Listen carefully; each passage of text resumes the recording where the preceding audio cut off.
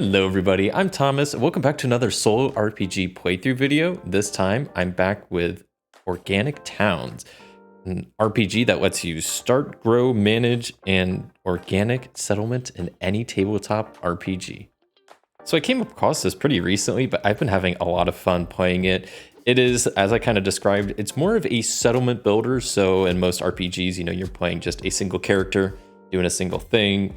But in this game, it's more of like a civilization building type game, not in the strict sense of something like Age of Empires or like Civilization like 5, like those types of games, and that those games are more like they are civilization building games, but then you're fighting with other people, there's a lot of interaction. This is just you build the town, that's the game. You're working on the town, adding new buildings, figuring out the events that go on, managing your resources and all that good stuff. And this is made to be played as a game, like I'm going to be playing it here today, but then it's also made in a sense to be used in an RPG to make your towns more organic.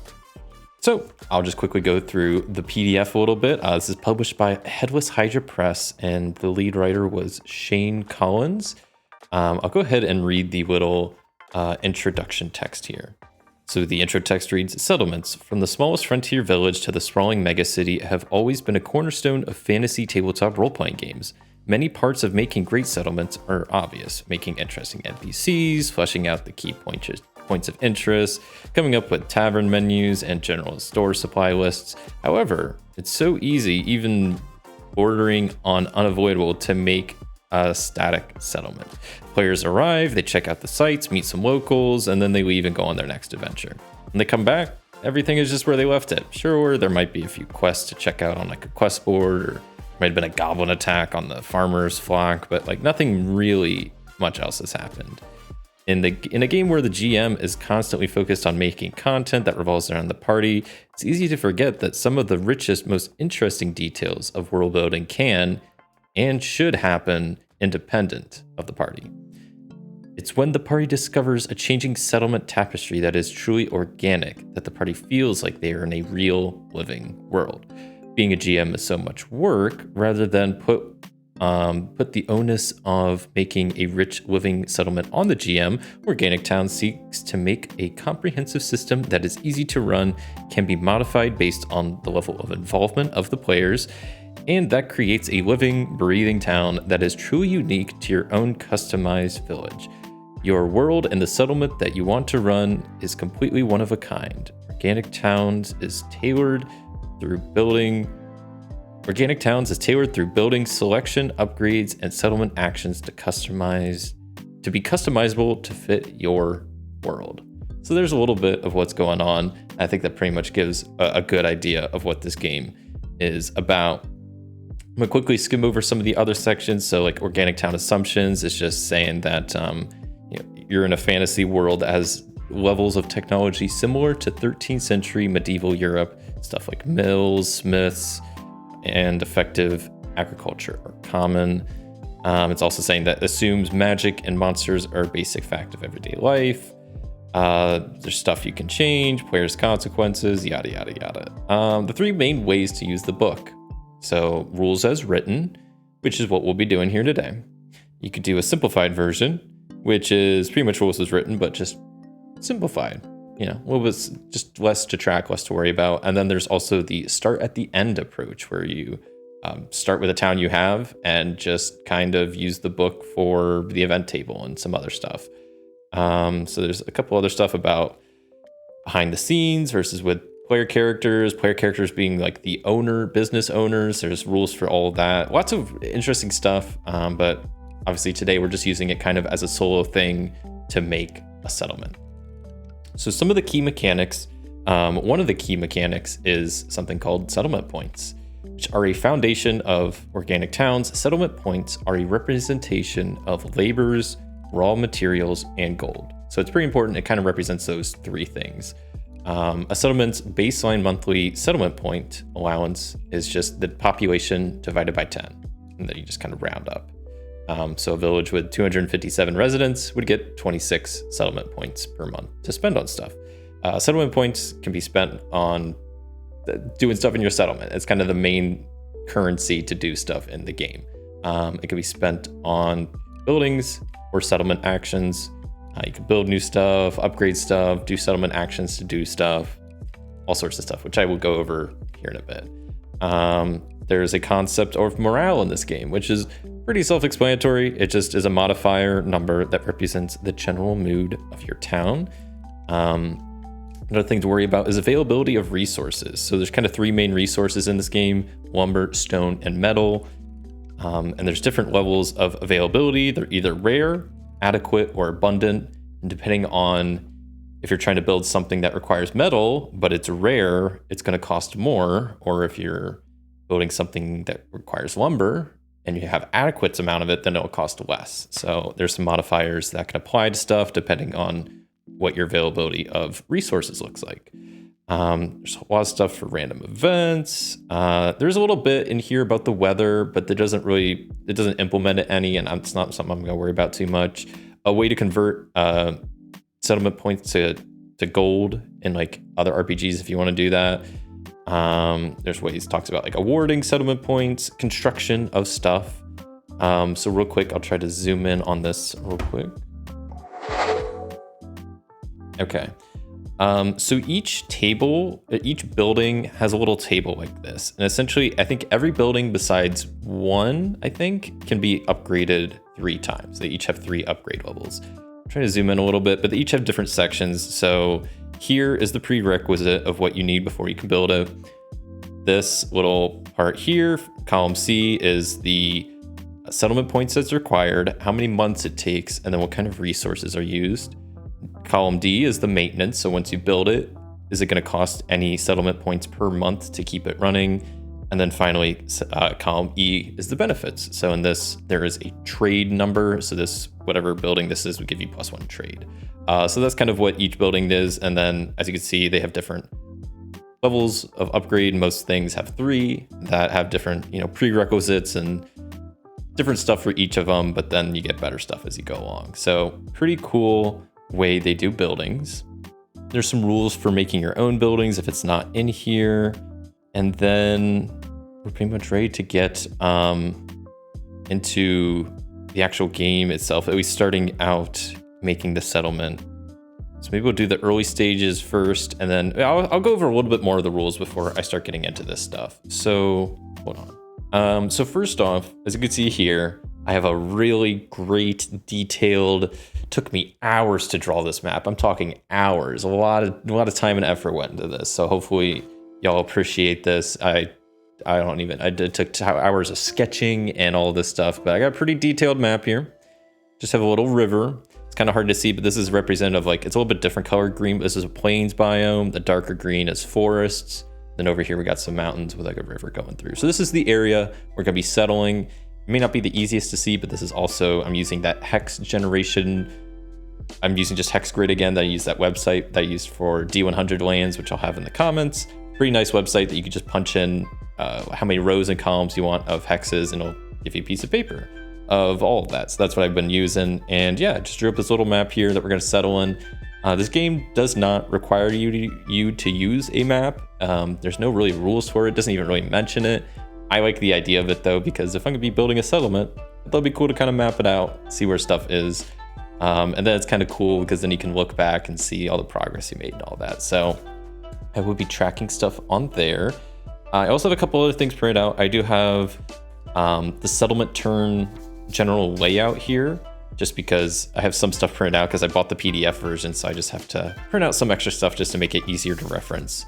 And then some of the settlement action stuff. And then up there is just some extra papers with some extra stuff. And then on my clipboard here, I got the main settlement sheet. It's a front and back type of thing. And then I did make this page, which I will go over real fast here. I will say up front, though, that I do like this game so far. The one complaint I do have right off the bat as I've been getting into it is there is in my opinion, a lack of references and handouts and anything like that. Because for example, if you want to see all the buildings available, there's no way you can do that, especially like that. I bought the PDF. I would have to print out because they're kind of spread out. They're just nowhere in this PDF are the books or all the buildings just listed somewhere. So each, I can scroll ahead just to show you like kind of what they look like, but they're all like in the later part. See, this is like so this is the academy. It's got the 3 levels and then it has the events for it. So if, like, there's no way to see like a list of the buildings and all that. So I spent a fair amount of time in Excel going through and adding every single building to this little sheet here, so then I can have something at a glance to look at. And like, I've played a couple hours of this game already. I don't know if I would be able to play this without something like this. It makes it so much easier at a glance to see like, okay, the academy, it requires the town hall level 1. It costs 50 SP, takes 2 months to build, requires lumber, gives me +1 morale. Boom, it's right there. I can see what all the upgrades do. All the buildings I have on just a single sheet front and back with all the upgrades. Obviously, there might be some extra like more descriptions I left out because I just couldn't put them in here, but this gets the bulk of the information there. So maybe I'll try to post this somewhere so y'all can have access to it if you want. There's probably typos. It's not perfect. It's something I just made up in Excel, but I don't know if I'd be able to play without this, especially because I don't have the physical version. I'd be doing a lot of like scroll forward. Okay, let me scroll back. Can I even build this? And it's just like, there's nothing at a glance. That's also why I had to print out this other stuff, because there's like no reference sheets. I mean, this is just fine. I mean, it's just a front and back page, and this is just a front and back page. So I don't mind having to print out some stuff if I get the PDF, but like, I was surprised at the lack of player sheets and like kind of player guides. Like the only thing to print out was the settlement sheet. That was it. The rest is just either pages from the book or, you know, this is the thing that I made. Okay, so real quick, I'll go over the settlement turn. So each turn essentially takes place over a month. So that's kind of how you track it. And it consists of you first doing a building roll. So you also do different rolls depending on what type of settlement you have. So if you have a village, you're just doing one of each of these rolls. If you're doing a town or a city, it changes. Starting out, we'll be doing a village. You do 1 building roll, 1 morale roll, and 1 crime roll. So for building roll, you roll on this D100 table till you hit a building that you have. Once you roll that, then you roll on the event table in here. So I kind of showed earlier, for example, like the arena, each building has its own event table. Might be kind of hard to see, but based on the level of the building, you roll a different die. So if I only have a level 1 arena, you just roll a D6. But if I have level 2, D12, so on and so forth. So you do a building roll each round, each turn, I guess, settlement turn. Next step is you do a crime roll, which you have a crime level of your settlement, and then the crime roll is affected by that. So if crime is high, then you're gonna have not as much fun on this crime roll because bad stuff can happen. Most of the time with the building roll, the crime roll, and the morale roll, not a lot of the time, but I would say a good chunk of the time, it's just narrative stuff. It's just flavor. There's no mechanical benefit. You can maybe try to figure out some mechanical benefit, but most of the time it's just flavor. But a good chunk of the time, it's gonna give you some mechanical bonus or penalty. But you do your crime roll, and there's tables, got them up here. That's just I think it's just a D20 table, but then I'm pretty sure like the higher the numbers get, the worse it gets because you're adding your crime modifiers. So you do that, you do your morale roll, which is kind of just another D20 table that you add your morale score to. That does a thing. And then you go to your building construction phase, which is kind of the main phase. It's where you do your building constructions. It's where you spend all your settlement points, or most of them at least, because then you have the settlement actions phase, where there's certain settlement actions, which I'll go over here in like 2 seconds, that you can do. And that's the other thing you can spend your settlement points on, is buildings and settlement actions. After that, you resolve food, water, and housing. Your people need, those are kind of the 3 main things that you need to worry about in your settlement, as far as, you know, survivability and livability is food, water, and housing. And if you have inadequate amount of any of those, you would resolve that then. And then the last step is you adjust your population. I think starting out, it's 3% population growth, and then there's different buildings and stuff that can modify that amount. So you do that at the end of the round. So I mentioned settlement actions. I'll go over those real quick here, but there's just different random stuff you can do to just do different stuff, like hunt. You can hunt, cost 10 settlement points, no requirements. It's a way to feed your people. You can fish. Same thing. 10 settlement points. Way to feed your people, but this requires the docks. You can hasten construction, but you need a town hall. You do a festival, you need a town hall. There's like a food storage thing. You need a storehouse. There's like guard patrols, so you can like lower your crime levels, but that's also going to, you need the guardhouse for that. So there's a lot of cool little actions you could do, but most of them require prerequisites. So don't plan on doing those too often, especially starting out. And yeah, I think that's more or less all I want to go over. I think we're just going to kind of make the settlement now. All right, so let's start founding our settlement. So there's a little section here about founding a settlement. I'll read through it real fast. It says, an exciting way to use organic towns is to set out on an expedition to strange and distant lands to found your own settlement. When doing this, make sure you know how many people are helping to start the settlement, as your population determines your monthly settlement points. That's pretty important. I'll come back to that. People who are willing to face peril to start a new life in an unknown land do so for a reason. Consider what it is that motivates these people to risk their lives for a new start, as it will determine a lot about your settlement's identity. Founding a new settlement is risky, but also exciting. People will endure a lot at the start of their very own new settlement, which is true. When founding your own settlement, you do not need to roll on the inadequate housing table for 3 months. Great. It's good. If after 3 months there's still inadequate housing, follow the rules. People understand and expect a certain amount of hardship and prepare for it accordingly. This grace period buys the settlement needed time to build homes and basic infrastructure. So, to get started, simply add the population of your founders to the settlement sheet and start with crime modifier of 0 and trade modifier of 0 and morale modifier of +1 and a defense score of 0. The starting population growth is 3%. Whoops, that's population growth is here. So here's the thing about population size and how many people you need. Because I've played this a little bit, and each time I've played it, I've done like a new settlement where you're founding. The main thing with a lot of these buildings, which you can see from my handy little cheat sheet, is a lot of them have prerequisites, and there's kind of 2 big prerequisites in this game. You have the workshop and you have the town hall. So the majority of the buildings need the workshop before you can build them. And to build the workshop, you need the town hall. Some things just straight up require the town hall. So the town hall is one of the first big things you are going to have to do in this game before you can start doing other stuff. It'll unlock kind of a lot of stuff. The thing with the town hall is it requires 25 settlement points to build. So you're going to need at least a population of around 200, 250 people to even get that many settlement points in a month to build it. The other thing though is that you need at least 250 residents. So you're going to need at least 200 people. Last time I started with like 100 and something, and it was pretty slow going. Building a town hall took a while, and there was a decent amount you could do before the town hall, but then after a while, I felt like I was just sitting there waiting for my population to grow until we could get a town hall.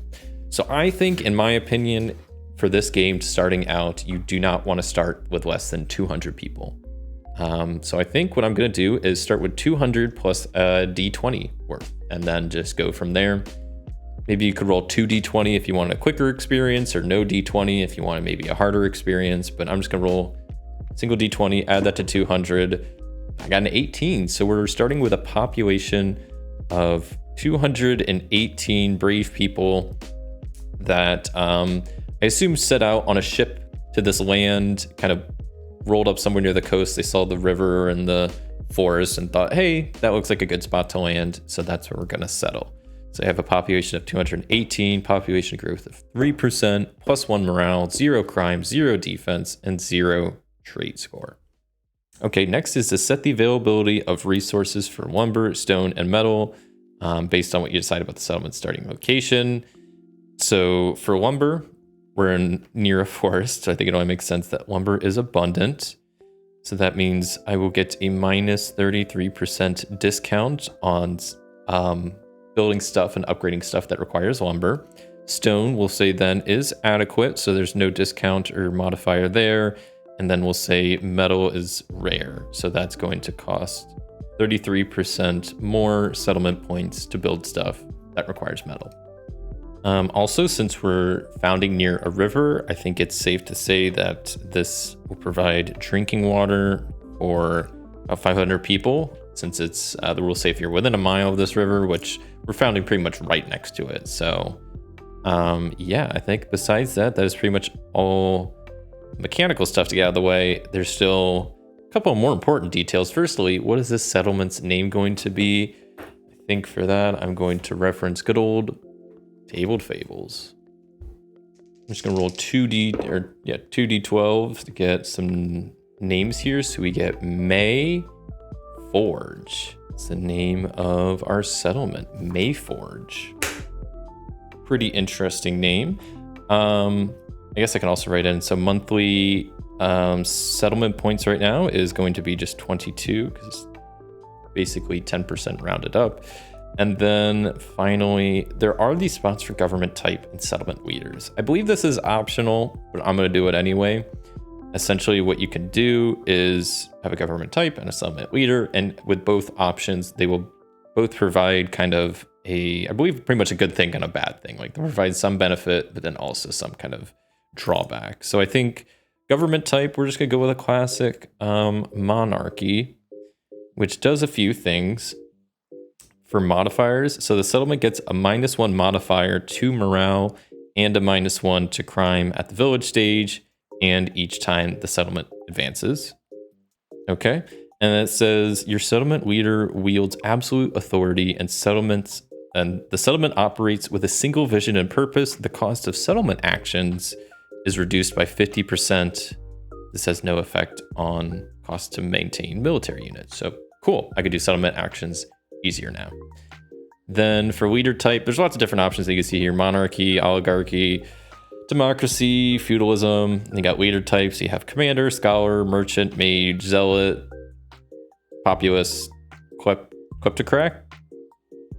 But I think for my leader type, I would think it'd be kind of fun to go with a mage leader. So we shall do that.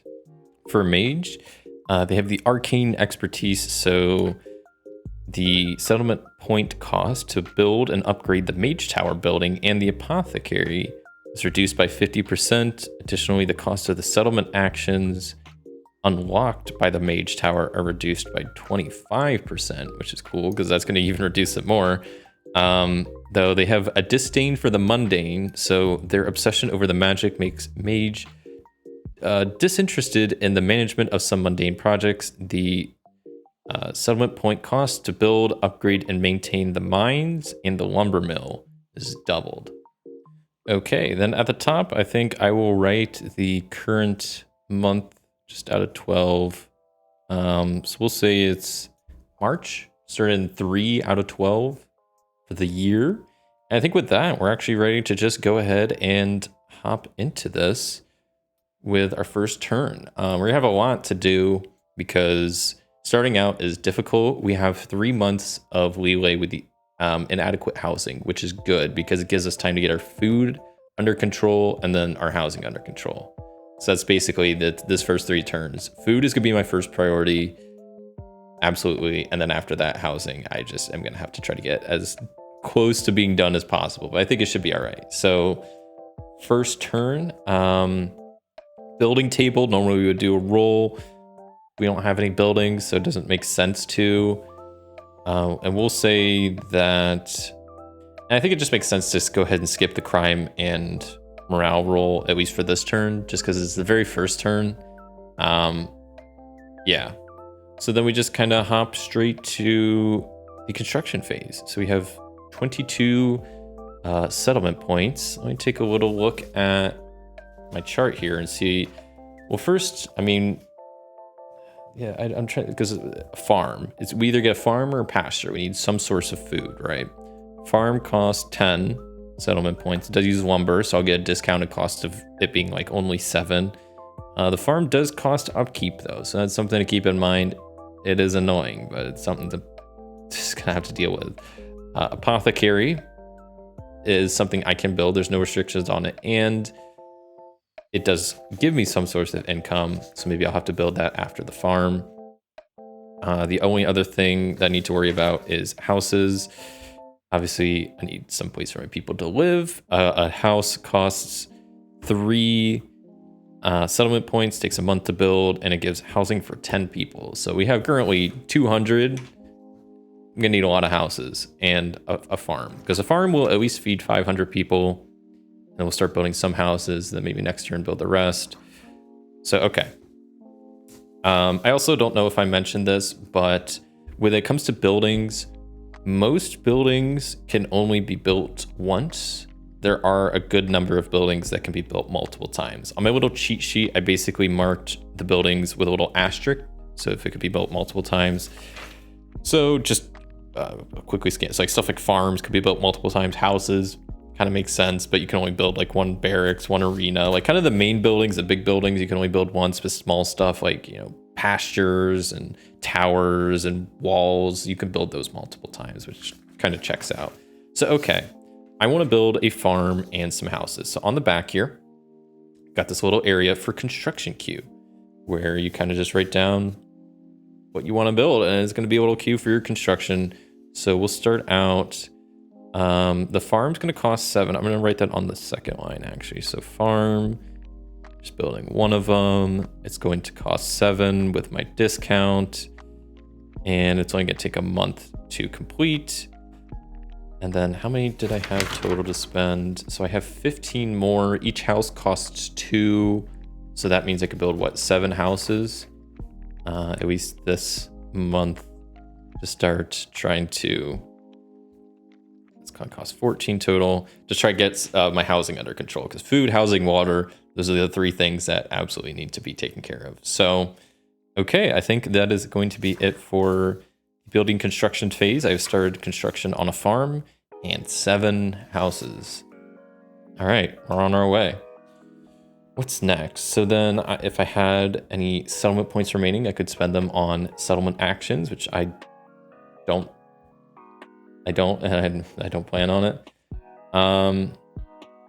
Yeah, the issue is pretty much no matter what I was gonna do, I was gonna have to, I have inadequate food, so I'm gonna have to do a roll for that. The only way I could have gotten around it is maybe by hunting. That was the one thing I was kind of considering, is if I take the settlement action to hunt, I would have food this round, but then it's just a one-time thing. So like, I don't know. I kind of would rather just take a 1 bad roll and then I have my farm built next month. So people are going to be mad, but it's just how it goes, because we at least have water. So that's good. Housing, we have a pass on for a couple months, but food, there's not much I can do about it. So I kind of I'm gonna have to take the bad roll, which, let me see what that's gonna do. Okay, so for inadequate food, how it works is if 10% or more of the population does not have food, you make a roll. Every 5%, every additional 5%, you add a +1 modifier. So the issue is I'm gonna be adding 100% of my population. Nobody has food. We don't have food. So that's like a plus what, like 18 modifier. So I'm gonna basically get whatever is at the last part of this table here, which is unfortunate. It's not good, because I've done it before. And that is that many die from starvation. 4d8% of your population dies, and you get -3 morale. I don't know if there's any way around that besides hunting. Well, not much I could do about it now. Well, this is just it's the rough parts of settlement life. So let's see how much of my that's a really low roll. That is not bad. I'm still losing, what is that? 11% of my population has died, and I get -3 morale, which is not good. Not good. I almost have to go grab my calculator real fast, because this game requires some math sometimes. Okay, so got my calculator. So my current population times 89%, since I'm losing 11%, brings me down to 194.02. And in this game, sometimes decimals happen. Actually, a lot of time decimals happen. And the rule of thumb, you always round up. So I went from a cool population of 218 to 195, which is not great. And we have -3 morale, which is bad. But it's the beginning of a settlement. It's tough times. It's gonna happen, right? I hope. I mean, it's what's happening, so. Oops. But okay, and then we don't have adequate housing, but that's covered. So then 195 times 1.03 as the population grows. So 200.85. So it's gonna be 201. So overall, we kind of lost what, like 17 people total with people dying and then people being born. So 201 is kind of our ending population for this first month. All right, new month here in May Forge. Bit of a rough start, but it's gonna pick up, at least I hope. New month. So first we would do a building roll. We don't have any buildings built, so there's no point. Crime roll and morale roll, we're waiting till next month because we're gonna do that like every 3 months, at least, as our population is under 250 people. And then finally, we're back into the building construction phase, which first thing you always do is check your previous construction queue, which, hey, we have a farm and 7 houses that need built somewhere. So I will quickly draw them in here. I have a little hex. I don't know how visible the hexes are, but the hex page here. I'm pretty much just gonna do 1 building per hex. It's obviously not gonna be scale-wise make the most sense. You know, a farm is gonna be a lot bigger than a house, but I think just for the sake of simplicity, that's how I'm gonna do this. So let me sketch in a farm real fast and 7 houses. And there we go. The Mayforge is officially expanding. Not the prettiest, you know. Never quite my art skills were any good, but I always like having some representation down. So that's the map. It's officially been updated. And then over here, we can just kind of get rid of this stuff since it's been built. But I'm not going to completely erase houses because that's essentially all I think I'm going to build this round. Because we still need houses, and the farm is built also, which means food is now up to food for 500 people. So that's good. I can mark that over here that we have 1 farm and now also, what was it, 7 houses, right? Which does provide housing for 70 people. So that's a start. A couple other things. Our monthly stuff is down to only 21 because of our population decrease. And then there is an upkeep cost for the farm. So we're going to have -5 total. So we only have 16 to spend, settlement points to spend, which would be able to get me 8 houses, which is a good amount. I think that's pretty much all. I mean, I could build an apothecary. No, I can't. Well, can I? What's 25 times 0.66? Costs 17. I could build an apothecary, and then that would help get me more settlement points back to actually spend. The issue is then I would have 5 more next round. 201 was 6, is 210. See, I don't know. I'm worried. I don't want to push my housing stuff too much. So 16 settlement points. I think for now I will just build McHugh up 8 houses to build. So that's going to cost me 16 of my settlement points. And I think that's all I'm doing construction wise. I don't have any extra stuff to spend on settlement stuff. So then we have to resolve food, water, housing. Food and water, good on. Housing, not, but this is only month 2 that we have our not restriction, but it's not like yeah, it's like the whatever. We don't have to worry about adequate housing for the first 3 months, so we're still good now. And then finally adjusting population, so 201 times 1.03 gives us 208 rounded up. All right, on to May, new month. Start doing some rolls. Now we're gonna do basically all the rolls for the settlement this time around because we actually have buildings to roll on. And then this is the 3rd month, so we're gonna do a crime and a morale roll, which neither is looking too good. So let's start with the building roll. This roll is kind of weird that you have to basically keep rolling on the chart till you get something for your settlement. What I like to do, it's a D100. So just to kind of speed it up, what I'll do is kind of look at the dice both ways. So I'll be like, okay, 53, that's an inn. I don't have that. What about a 35? 35, that's a pasture. Don't have that. Roll again. So it's kind of like getting 2 dice rolls in one. So I'm going to keep rolling till I get something. I know I pretty much need a low roll. 27, that's a farm. So we're going to be doing a farm action. So I go to farm in here, go to the farm event table. We have a level 1 farm. So I'm just rolling a D6 and that is a 2. So it says I need to roll a D4. So a farmer has gone missing recently due to, I need to roll another D6. So one farmer has gone recently missing due to ranging. This is ranging giants, but I assume that means raging giants, or maybe, I don't know. This is ranging. I don't know what ranging is, but I assume that means raging? Roaming? I don't know what they meant, but okay. So recently a farmer has gone missing due to some giants. Okay. So normally there's a spot on the back here that you can write events. So this is where you can write this down. As you can kind of see, there's no mechanical anything for that, but just some extra little flavor for you to tie into your settlement. That, yeah, so now there's a farmer gone, there's giants nearby, who knows what's going on there. So that was the building roll. Next, we move on to the crime roll, which I'm not looking forward to. I mean, this one's not gonna be too bad. I'm not looking forward to the morale roll. So right now, crime is pretty good, actually. So that was a 9 minus 1 is 8 total. So let me get the crime table, an 8. So a 7 to 14, no crime occurs. So we're good there. Morale is not doing too good. So we have a -3 morale. So that's just a 1 total.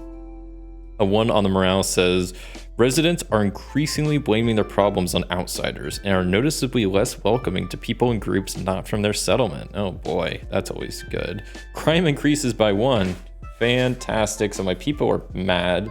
They're being like, I don't know, judgmental to anybody, I guess, not from the settlement. And now crime has gone up. Good times. So yeah, I can see some things actually do have benefits or penalties, and some are just flavor wise, like the farm event. So okay, crime roll, building roll, morale roll, all done.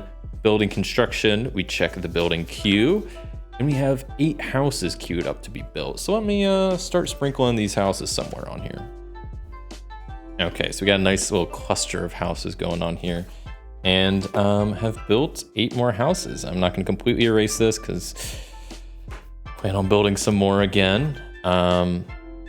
So 8 more houses, flipping this back over. We now have 15 total, which means at the moment we have housing for 150 people, which is good, but we need housing for 200. So I'm gonna need to build a few more houses this round. Population, so we still have about 16 settlement points to build. At most I could build 8 houses. I think that's pretty much what I'm gonna do again, because 8 houses would put me at 230, which would be good, because that would put me safe for next round and a little bit future-proofed. So then the next round I can maybe build like an apothecary or something kind of cool like that. Start getting some income again. So yeah, I think I'm just actually just going to build 8 houses again, because housing is something you kind of need to do. So that's that. I'm not gonna do any settlement actions, so I have to resolve food, water, housing. Food, I'm good. Water, I'm good. Housing, I'm not. But this is the last month where I get a break from inadequate housing. After this, people are gonna start getting mad, but also after this, I should be good on housing. So I think I'm sitting in an okay position there. And with that, we're on to the next month, the month of June. Good old summer. And let's see what's going on in good old Mayforge this summer. So I got to do the building roll to start us out. Luckily, I don't have to do any of the other rolls, so I just have to do the building roll. 46 is nothing. Pretty much know I need to get a low roll. 49 is nothing. I'm gonna keep rolling here. Okay, there we go. 15, that is a house event. So house event, we have level 1 houses, so I roll a d6. And that says I also need to roll a d4. Okay, so there are complaints of an infestation of, wait, I actually need to roll a d6 instead, whoops. So there are complaints of an infestation of termites in 1d4 houses have been destroyed. Are you kidding me? Don't be that high of a number. It's 4 houses. No, that means I'm gonna start having inadequate housing.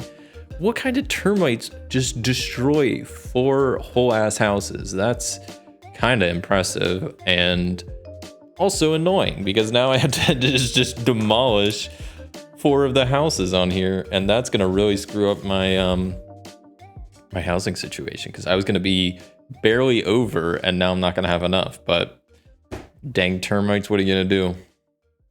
All right, termites have destroyed 4 houses, so now we're down to only 11 houses, and we only have housing then for 110 people.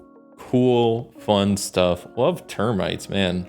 Love trying to build a settlement up and having to worry about that. It's good times. So then crime and morale roll, we do not worry about because we don't do that now every 3 months because we're still under 250 population. Once we cross that threshold, then we start doing it a normal amount of time. So now I can just add on my 8 houses, which I guess I'm basically reconstructing 4 and then adding 4 new ones. All right, so 8 new houses bumps us up to 19 houses total. So we only have housing for 190. So we're just shy of what we want. So I'm gonna be short on housing. I'm just curious how short I will be. So I'm not. Luckily, I won't have inadequate housing. I'm gonna because it's less than 10%. So I think I'm okay still. Yeah, 10%. What I just looked at it, 10% was 200, not 220, basically 21. And right now I'm at like 18. So I won't have to roll an inadequate housing. So I'm good on that, I think. What do I want to spend my settlement points on? I have 16 still. Did I not grow my population after last time? No, I think I did. No, I didn't, did I? After last month. I think I did all that and didn't adjust my population because I guess I could check my calculator. Did I do? No, I did 201 times. Okay, so I didn't grow my population last round. That's my bad. So I should be at 215 actually. And that's going to make a bit more of a difference because now I will have to roll an inadequate housing. Crap. Well, it was nice while it lasted. I will get another point to spend though, which is something. That's actually maybe huge though, because I think I have 22 minus the 5 for the upkeep of the farm leaves me with 17, which I think is just enough to build the apothecary. It might be 18 because it's normally 25, but then it only costs lumber, so I could basically times that by 0.20 or 0.66. Yeah, it's only 17 to build the apothecary, which I could do, but the issue is our housing situation still isn't great, and I don't want to just keep sitting here building houses, but I think I'm gonna have to do that for like 1 more month. So let me. Was there anything else I can build or do? Not really, because I can't do any of the other settlement actions till I have stuff for them. So I guess I'm just gonna build. How many houses can I build? 17. So just 8 more houses. It's kind of lame, but I mean, houses are important to a settlement. People need to live, and right now, people don't have the space to live. So that's what we'll do. That's that. So then I just need to resolve. I do need to do a roll on the inadequate housing table. Luckily, I won't be adding anything because it's just a normal roll, but still not great. So let's see what happens here. A 5. A 5 means nothing happens. Thank goodness. Okay. Whew. And then I adjust my population. So 215 times 1.03. 221, so rounded up to 222. All right, new month, it's July, just a population of 222. So then we do a building roll. I'm trying to remember what month. I kind of forget now what months I do the what's it called? The crime and morale. I think I do it next month because I think I didn't do it last month. I'm not doing it this month. Yeah, I think that checks out. So I think I just need to do the building roll. I may have messed that up a little bit, but it's not the end of the world. 38. I don't think is anything. No, that's the town hall, which I wish I had. 58. No, okay, I'm gonna keep rolling here. Okay, that's something. If I count that as 4, then we can do another housing event. So let me roll D6. We get 1. So more complaints of an infestation. There's more termites. I'm going to scream, but there might be. There's more termites. These termites are persistent. So now I need to roll a D4 to see how many houses I lose. I lose 2 more houses, so more termites. This is fantastic. And by fantastic, I mean awful. These stupid ass termites. Okay, well, I need to do something about these termites or something. It's getting out of hand. Okay, so that was the building roll, and yeah, like I said, I think I'm skipping crime and morale this round and doing it next round. I think that's good. So then building construction, I can add on 8 new houses, which I guess I'm only adding 6 new ones since I'm rebuilding 2 of them. Okay, so new houses. Also start expanding up here on the other side of the river. I don't know, just to change it up, you know, just to add a little spice to the map. I guess that's that. So then I need to add on. I didn't change the other side of this before from the termites, so I basically just need to add on 6 new houses. So I'm up to 25 houses total, and I will be able to house 250 people, finally being clear of my inadequate housing issues, which is great. I also now have 23 stuff to spend, settlement points to spend. And I think I will, now that I'm chilling on housing, at least for a little bit, I can finally start building a couple of other buildings. I will say, like, real quick, I mean, there's not many options starting out. I kind of talked about earlier, the town hall and the workshop are pretty essential to building most buildings. So, I mean, I'll quickly run through what I can build. I could build an apothecary, cemetery, docks, farm, house, hunting camp. On the back here, we got pasture, tower, wall, and well. And that's about it. Some of these I could build and I should build. Obviously, I've been having to focus on housing. I'll build the apothecary to get my settlement point income up a little bit. Cemetery I want to build because that gets your population growth going more, which would be good. But I think apothecary is my main focus right now. So yeah, normally costs 25. It's built with only lumber, which I have adequate amount of, or not adequate, I have abundant amount of. So yeah, I'm gonna weave houses up there because I'll probably keep building them, but apothecary, I will go ahead and build. Costs 17, only takes a month to build. It only takes a month to build. So cool. That is it for that. I'm good on my housing, food, and water, so I just need to adjust my population and we'll be all set. So new population is 229. So slowly creeping up on that 250 number, but still can't quite build a town hall yet. All right, I think I would do one more month and then wrap up this playthrough. So what are we into? We're into August. So first things first is to do the building roll. Let's see, hopefully this doesn't take as long. This is definitely one part of the game that I'm not a big fan of. I wish they had a better system for this, but I mean, I would say you could just add the buildings to like a list and do your own kind of roll, but then they have like different probabilities, so I don't know. The 23 is, I think, something I have. No, that's a well, never mind.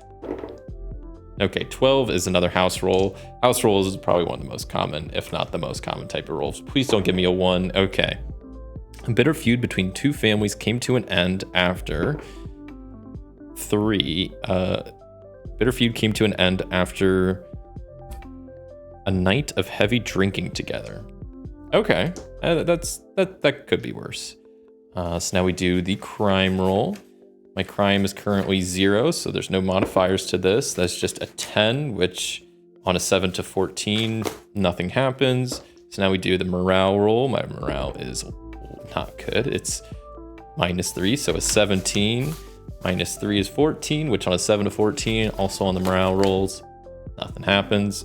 So then we're back to the construction phase, where the building construction phase, go check the queue, and what do we got? We got an apothecary there, so I'm gonna add that to the map real fast. Maybe we'll put some, we'll put the buildings maybe over here. So we'll put this kind of big old building here, kind of put like a little medical symbol type thing there. Yeah, sure, looks great. That's where we'll start putting actual like residential buildings. It's kind of over here, you know, put the farms more down here. And yeah, this is Mayforge is kind of slowly getting there. All right, I can go ahead and erase this from the queue. And the main thing that will do is basically get rid of the -5 penalty for my monthly settlement points, as that essentially cancels out the farm. Farm costs 5, the apothecary generates 5. So we're all good there. And yeah, I'm still sitting at a cool 23 settlement points to spend, which I'm thinking either the cemetery would be good. The docks is always good to have. The wall helps defense. Same with the tower, helps defense. Those are always good. Defense I'm not too worried about right now. Cemetery, how much does that cost? No, that doesn't cost that much. 15, and it is stone, so that's gonna cost me the full 15.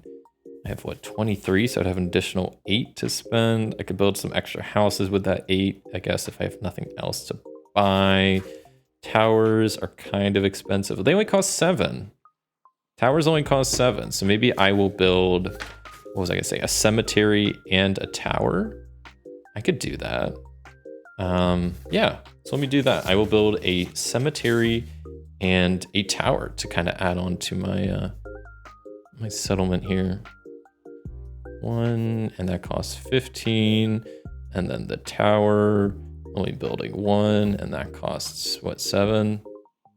Those both, I think, only take a month to build. I didn't even check. Most things, at least starting out, especially if it's like the basic stuff that you can build without a town hall or a workshop, they normally only take a month. So I guess that's pretty much it. Settlement actions, I don't really want to do anything.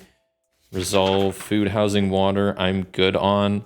So then I just need to adjust my population. 229 is gonna be 236 next. Okay, so slowly getting up there. Once again, getting closer to that town hall number, but not quite there. And you can see now, this is why I recommend starting at least at 200, because last time I started at 100 and it took a while to get to a town hall. So yeah, this is kind of why I advise at least 200, throw in a couple D20s depending on how quick of a game you want. But yeah, I think I'm gonna wrap the playthrough here. So this was Organic Towns. I think this is a really neat game. I absolutely plan on using this in future RPGs if I'm like running a one-shot or like a mini campaign to kind of maybe make the town in this game and then have like some events and stuff happen for it. Because I think it has a lot of good events tables and a lot of good, like, you know, you have like just these modifiers up here is pretty basic, but it works really well to kind of represent, you know, the crime and defense and morale. Even if you don't want to track any of the other stuff, you could still do like this basic stuff up here, and then that's still, you'll still have a lot of fun with that and like get a lot of cool stuff. But I mean, I think as a whole, I mean, even just as a game that you play like how I'm playing it, where you're settling a new settlement and figuring out along the way, it's still a pretty neat little game. I have my complaints. Like I said, there is a big lack of handouts. Like I had to spend my time to make this, which I think is pretty necessary, at least for me, to play the game, because I like having all the buildings to look at a glance. There's also some things that could be better. Like I said, the building rolls are kind of weird, where you have to just keep rolling, especially at the beginning when you don't have a lot. You have to keep just rolling and rolling till you get a building you have. But I think overall, it's a really cool little game that I enjoy and kind of fits a bit of a niche that right now, I mean, I don't have any other games even close to this, I guess. I've played Broken Cask, which is just a tavern, but obviously not a whole town.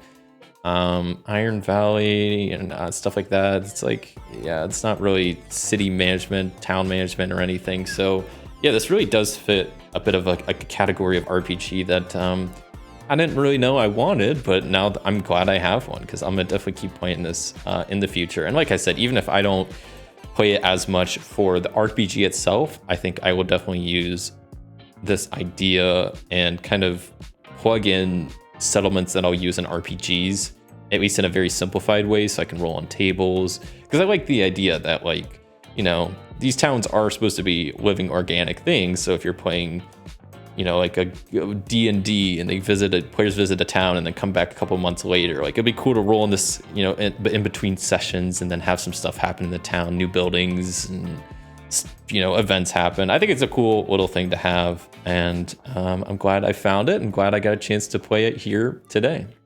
Thank you so much for watching. If you enjoyed this video, a like would be greatly appreciated. And until next time, I'll see you.